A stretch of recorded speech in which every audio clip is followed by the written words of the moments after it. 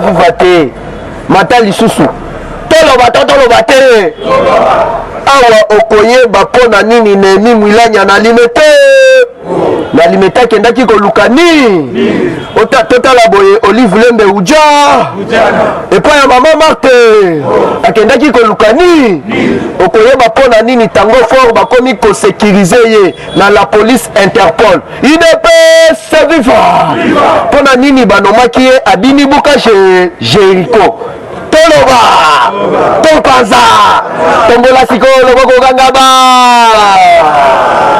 Fachibel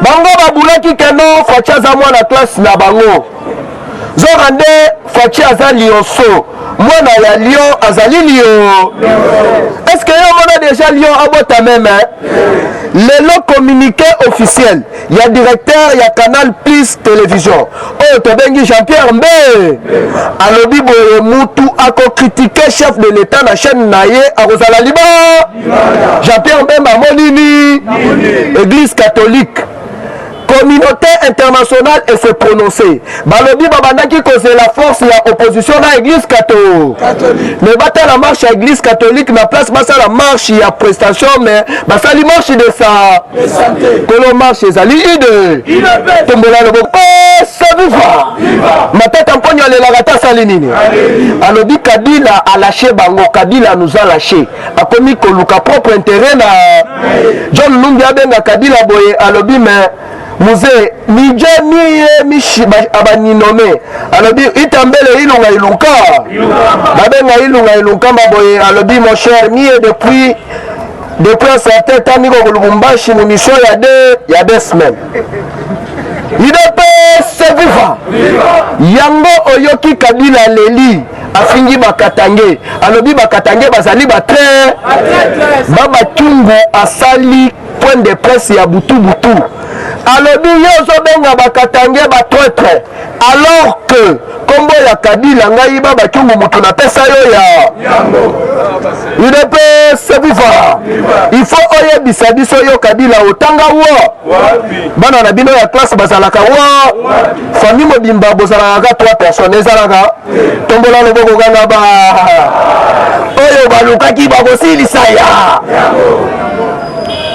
alors wana ezalaki ba flash tozokota sikoyo na information politique na minute oyo nayebisaka bino toujours que non politique ekomi ele awa okocomprendre que non bado ekomi koya de partout mukolo ya lobi chef de l'état ayambi ambassadeur ya Angleterre pona nini ayambi ambassadeur ya Angleterre nazoyebisa bino lelo Fachi azoloba pona kolongola état d'urgence après le 25 bazo signé partenariat ya vol oyo babengi British Airlines et ko relier Angleterre na Kinshasa donc biso nyonso tokobanda kobeta English teacher ambulisha mukwe tombola le boko gangaba IDPS viva parti pour viva sikoyo vol wana il faut oyeba keno ekobanda koyana ni awa okoyeba comment est-ce que les États-Unis bazali satisfaits et puis pour nini bache tango fort wana tango fort a signé ni nini awa nazoyebisa yo keno Israël a président donc ya bakashine te ya ba moustiquaire te mais do ya matu IDPS viva alors que dans récent voyage dans dernier voyage ya Fachi na États-Unis d'Amérique Marc Expert oyo azali ministre de la défense ya États-Unis dans alobaki na Fachi celui qui veut la paix prépare la donc autant que la bino 4 déclarations il y a administration américaine oyo basali concernant défense ya République démocratique du Congo toloba te topanza te tombola loboko ganga ba Corneille nanga na kingaka te o Kabila na minute siko na kosala ni nazokotisa lettre ya démission Fachi alobi nazala kaka wa Kabila yebise baba onyachie makele tokai alors que d'ici vendredi Kabila tous les bana munga liba akobanda kotambola na 5 policiers ya pas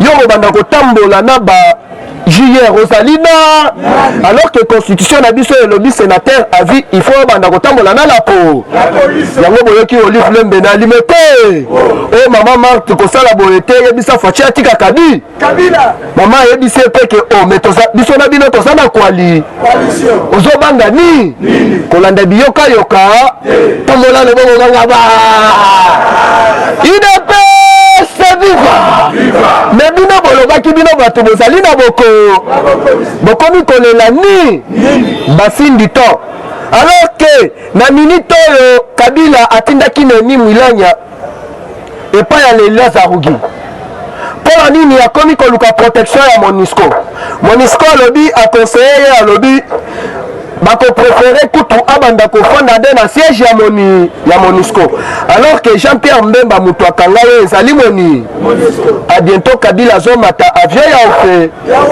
nasepeye il est pas service po papa Tshisekedi na testament na ye akomaka bokangelanga Kabila boyelanga ye mobi tombola loboko kanga ba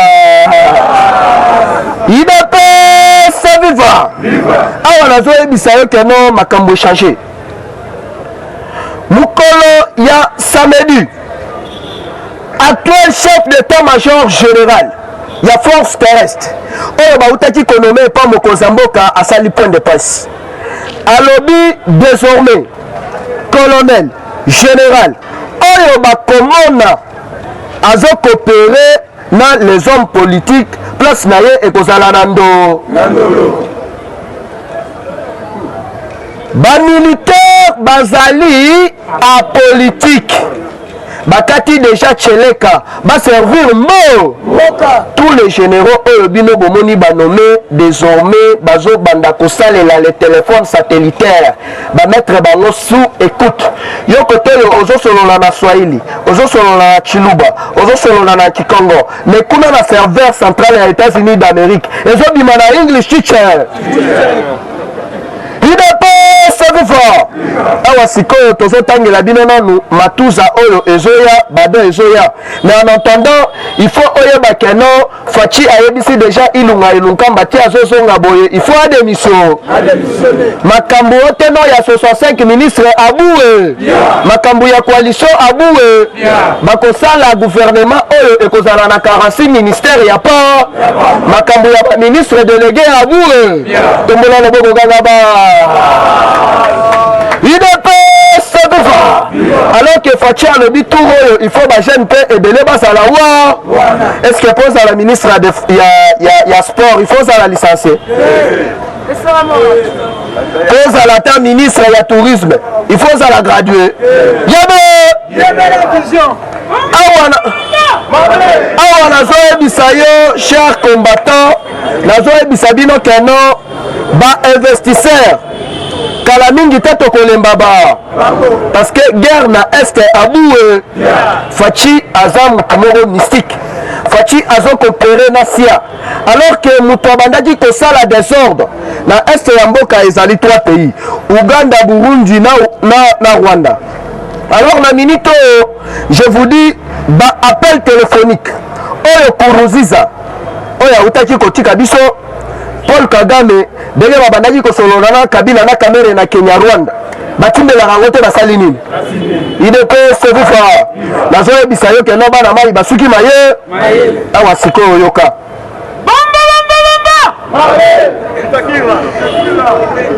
IDP sevifa parti au pouvoir viva toloba te topanza te tozobanda nanu na badéclaration ya administration ya défense ya États-Unis États-Unis atenaka ndunda atenaka fumbwa atenaka matuza yosko foyebela administration ya défense ya États-Unis d'Amérique balobi boye des casernes modernes pour les militaires et la police nationale congolaise qui seront construits dans chaque région militaire. C'est pour la toute première fois oyo bakotonga ba caserne militaire dans la région de la République démocratique du Congo. Alors, vous dites bien qu'un Fachi a dribblé l'Europe, à quelque se retrouver dans les États-Unis d'Amérique pour signer partenariat stratégique dans les États-Unis d'Amérique. Alors que devant Trump, l'administration américaine, des travailleurs américains à vivre dans les États-Unis, des la République démocratique du Congo. Donc, à la mingité, dans les investisseurs, yango oyoki Israël na États-Unis na Royaume-Uni basali coalition militaire stratégique pour soutenir la République démocratique du Congo. Basali déclaration officielle. Sans la RDC, les États-Unis est nul. Sans la RDC, les États-Unis est nul. Il ne peut se vivre. Alors que Kabila a se confié qui na État Iran, a se confié qui na Chine, na asiatique pour détrôner États-Unis place il y a grande puissance mondiale. Ce qui au moni babomaki mais c'est Maréchal Hassan oyo babomaki na niveau ya Iran parce que yende azalaki frère azalaki pion très dangereux ya Hezbollah azalaki camarade ya Kabila ye mutu Kabila bandaki kochela exploit. Alors na minute okoyeba le pourquoi mutu o badengi Hassan Rouhani nani le président iranien va interdire dans les États-Unis à Kokota Lissousou, il peut se vivre, parti au pouvoir vivre. Alors que l'administration américaine balobi technologie mondiale etambola kaka de pair avec ma matière première et ça la République démocratique du Congo. Le mien affaire est salinine. Il faut qu'aussi sa guerre la RDC. Alors que les États-Unis, babandaki kobimisa 100 millions de dollars américains chaque année, bazopesa Rwanda pour soutenir bango sur le plan militaire. Na minito mbongo wana kobanda kokende lisusu Rwanda te et kobanda koya na République démocratique du Congo. UDPS c'est vivant. Na mois octobre, beaucoup la présence ya Wang Xia, envoyé spécial. Il y a Nations Unies na Grand Lac, à koya na RDC. Les 5 ambassadeurs, on va représenter la grande puissance au niveau de l'Europe. Bakozala na RDC. Joseph Borrell, chef de la diplomatie, à Kozala Awa. Ursula von der Leyen, à Kozala Awa. Baye Kosala ni. Fatia Memi Barangoliko. Tolobate. UDPS viva. Parti au pouvoir viva. Oyo bango baluka ki sikoyo bakosilisa ya. Bazo siéger pour changer le monde, il y a scrutin, il y a élection présidentielle en Afrique. Alors que eloko wana ekobandana nous la République démocratique du Congo. Yango wana bisona bino na 2023 tu omoni Fachi falaki a nommé 3 membres ya cour constitutionnelle na ba juge bazalaka 9 mais Fachi abimi déjà orgé a nommé 3 mbala mort. Il peut se vivre. Et ça peut être les gens wana tokokende na bango kaka bongo ministre ya justice a kozala intérimaire na cour constitutionnelle kuna juge procureur près de la cour constitutionnelle il était assumé intérim il peut se vivre tozo kende na bango bongo malembe tito kosalisa oyo tobengi référendum bisona bino na 2023 tokosala élection ya ba député national na ba député provincial mais toko kende référendum on a changer mandat ya chef de l'État mandat ya liboso ya Fachi et kozala 15 ans renouvelable 15 ans oboyolo papa bino États-Unis baebi il n'a pas se vivre parti au pouvoir vivre matière eza ebele mais toko continuer kaka tokopesaka baparti essentiel lobi nde tokopanza tokobimisa nyonso nalobaki déclaration ya liboso ya États-Unis d'Amérique eza keno des casernes modernes pour les militaires et la police nationale congolaise qui seront construits dans chaque région militaire. Deuxième déclaration à Bango Ezali, des unités modernes de l'armée de l'air avec des avions de combat et plus de 50 000 hélicoptères et des bases de formation de Équateur, de Kindu pour former des parachutes et des par-commandos Congo. Il peut se vivre. Parti au pouvoir vivre. Oyo baluka ki bakosili saya. Troisième déclaration. Des unités modernes de l'armée de terre avec des militaires aguerris pour défendre l'intégrité du territoire national de la République démocratique du Congo et protéger les pouvoirs du partenaire stratégique des États-Unis d'Amérique, son Excellence Félix Antoine Tshisekedi Tshilo. UDPS viva. Yango Boyoki Jean-Pierre Mbemba apekisi na canal naye, na chaîne naye, ba journaliste naye, ba mekako critiquer chef de l'État. UDPS viva.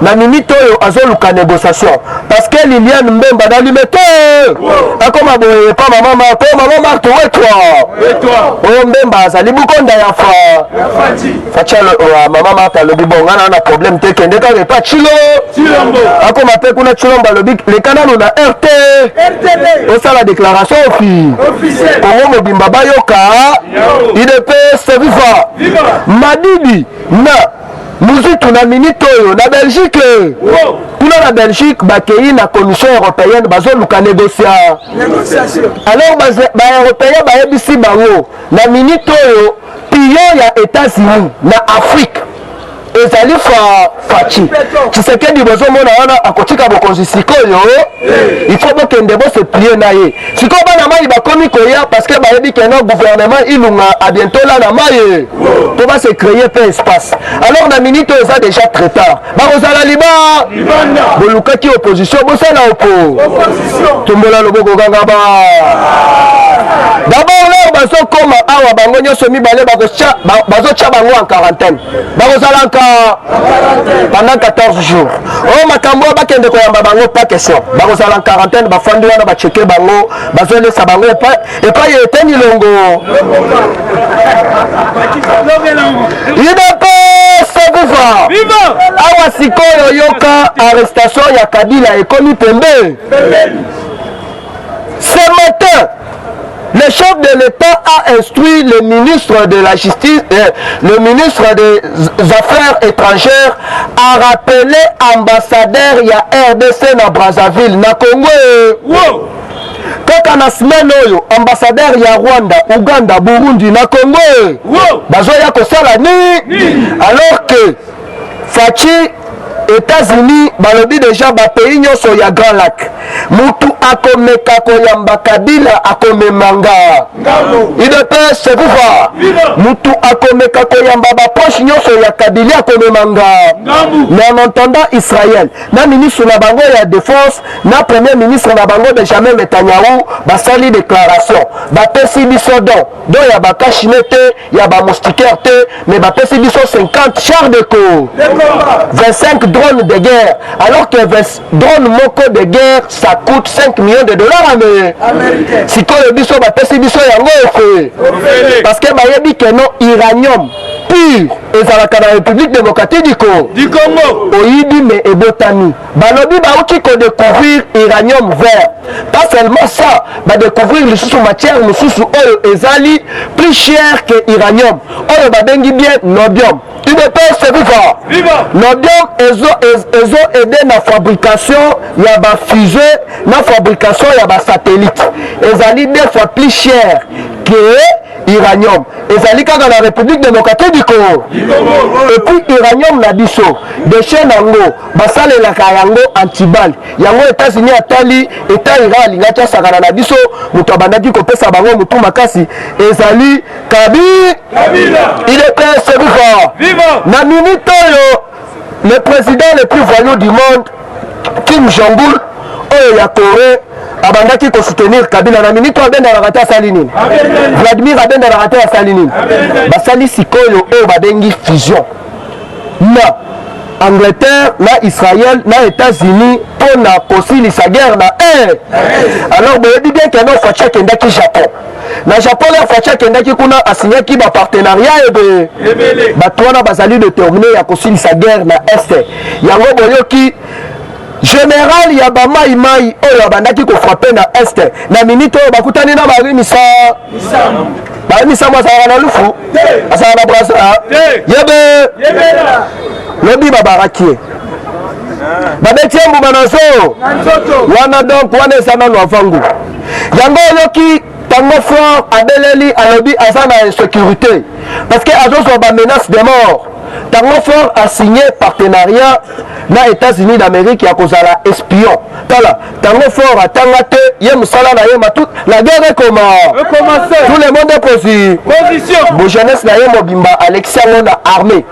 Alors que Fachi en tant que coach a eu importance il y a Cristiano Ronaldo.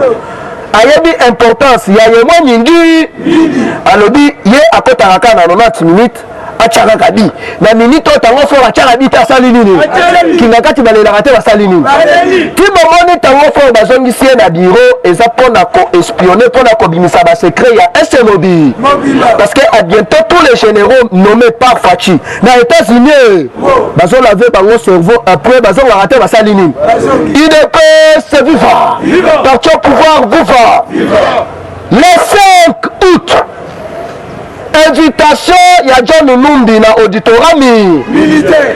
Invitation ya Célestin Kanyama na auditorami militaire. Invitation ya Karine na auditorami militaire. Boyebi bien Karine mutu aboma aussi moke tolo bato IDP c'est vivant parti au pouvoir vivant voilà. Fachi ameni Kabila malembe Polepo Bitoulou Kabila soda Jean-Pierre Membaso pour Kabila a des mais Fachi ko civil papa na bango civil a désarmé Kabila oyoka tata peta rebeti betela Fachi mabo makasi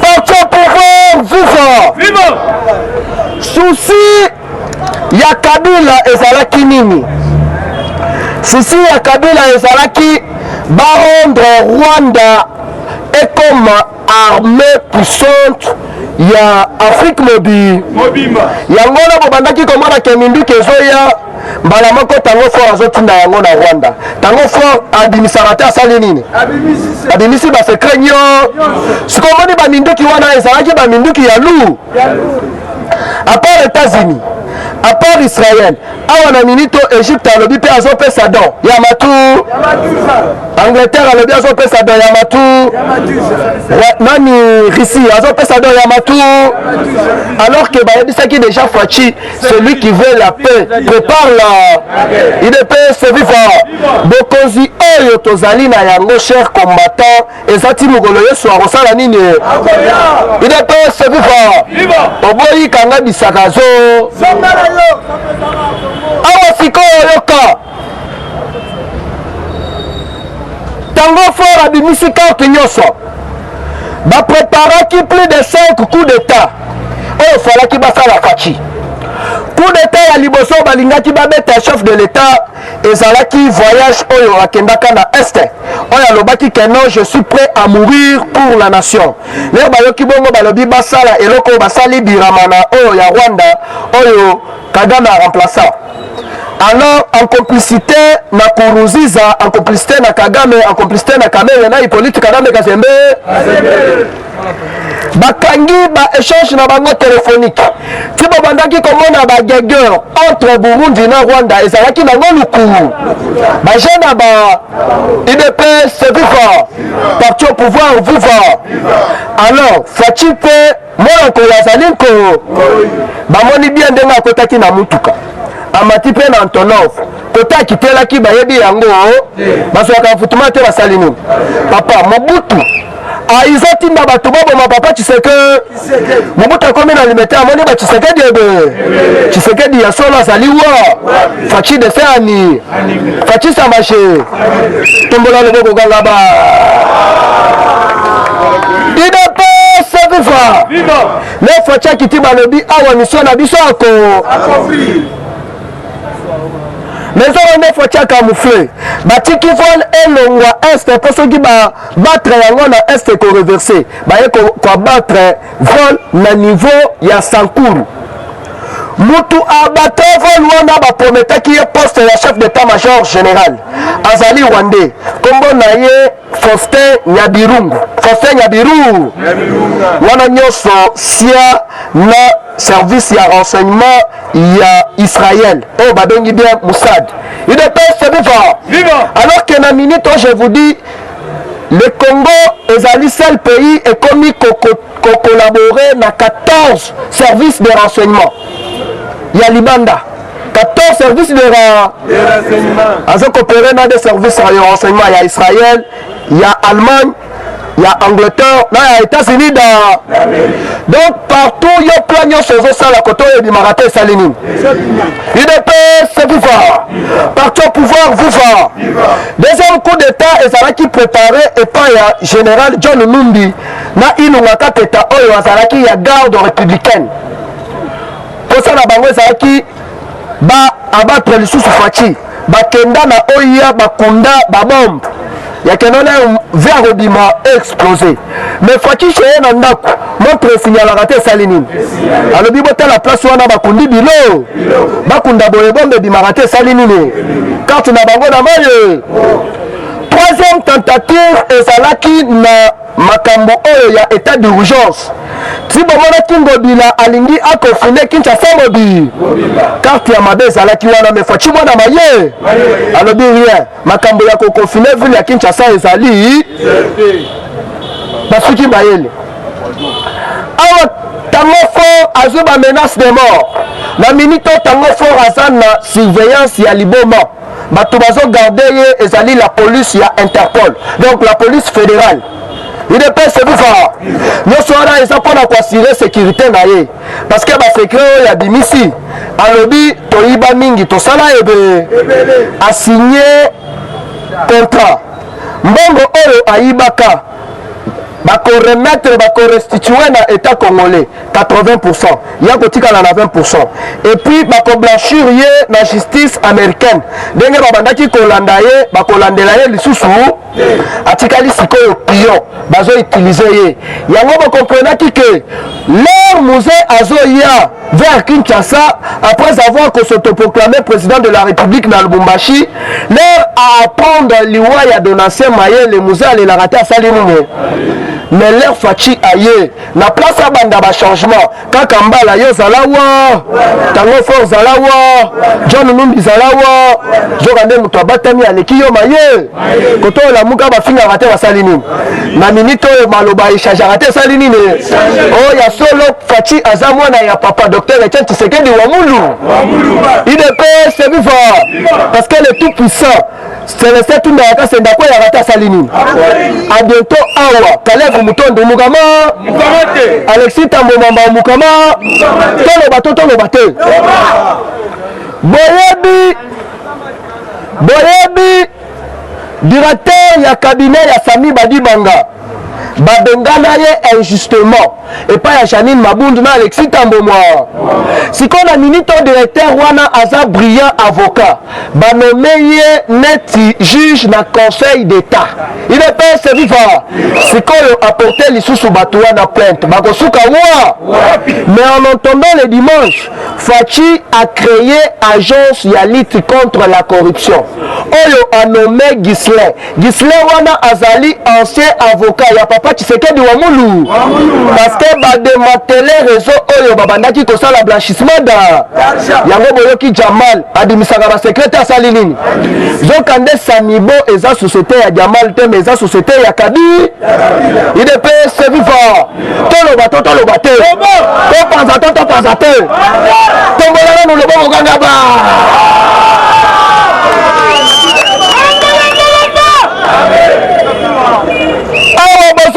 Jamal azui oso disant avocat ya Sarkozy ya le bingo et Salemi mwasi ya Jamal azali awa bangona Faci fort à fort Jamal azali prêt alo babosolo nyo basimbisi tout touche il peut se vivre société wana eza société ya Kabila na ya Kamere Samibo etikala coexister te alors que basimbisi touche alobi azoloba veri idps viva président ayokela ye mawa ba réduire peine na ye akende kosilisela boloko na ye na nini na Liban alors que selon ba investigation na ba service de renseignement oyo tozali na yango batuna makambo ya 100 jours wana ba ministre ya FCC bazali ebe ba ministre ya INC bazali ebe totanga te IDPS viva porte au pouvoir viva mwana yanko ya zalinko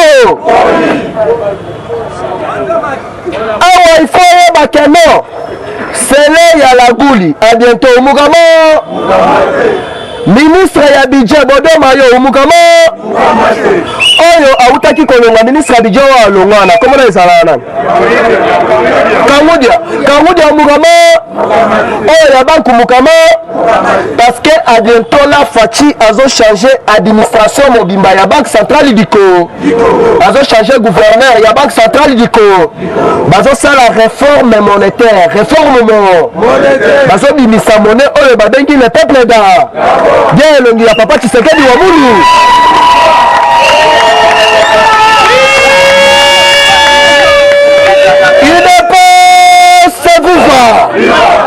yango wana bazwi l'homme de 100 jours l'homme de 100 jours oyo babengi Adler Kisalu chef de l'état a nommé ye neti inspecteur chargé des enquêtes sur le blanchissement d'argent bakobanda sikoyo kotravailler na actuel coordonnateur oyo babengi Gislin mpona anti-corruption alors que batu oyo bozomona balibanais na baindien bango nde batu baimprimaka bafond congolais ebe leo bazosala réforme monétaire eza mpona kobimisa biye oyo babengi le peuple da oye na bavoi franc bacekaka yango te basali nini idps buka soki ezali ya mabe mukamba mukwa naselema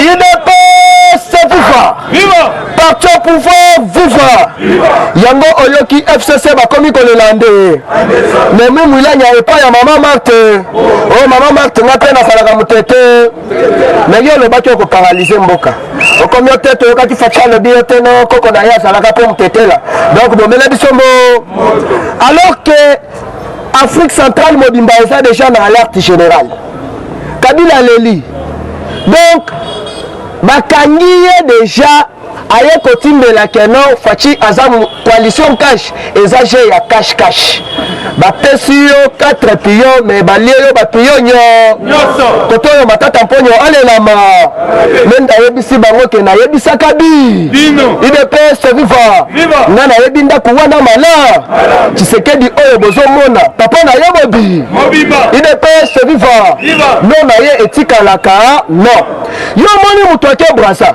batune makambo ya coalition alobi o wana eza ba accident ya parcours toza kaka na koali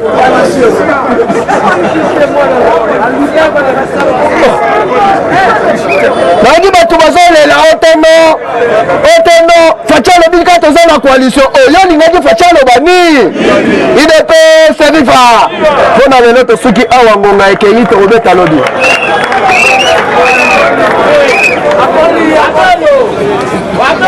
Foutez les P40. Présent. Foutez les P40. Félicitations. Acoli.